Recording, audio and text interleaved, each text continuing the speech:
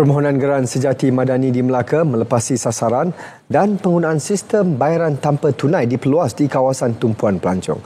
Perinciannya bersama Nur Ain Abdul Rahman. Assalamualaikum, salam Malaysia Madani. Pelaksanaan program Sejahtera Komuniti Madani Sejati Madani di Melaka mendapat sambutan amat menggalakkan. Tahun ini permohonan yang diterima sudah pun melebihi sasaran. Pengarah Pejabat Pembangunan Negeri Melaka, Megat Azrani Megat Ramli berkata, ia sekaligus membuktikan keberkesanan pelaksanaannya dalam memperkasa ekonomi komuniti.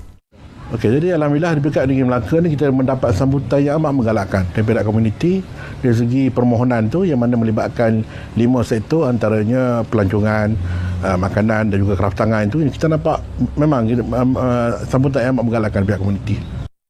Tahun lalu, 38.08 juta ringgit geran sejati madani diluluskan untuk Melaka. Ia memanfaatkan 254 komuniti pelbagai sektor.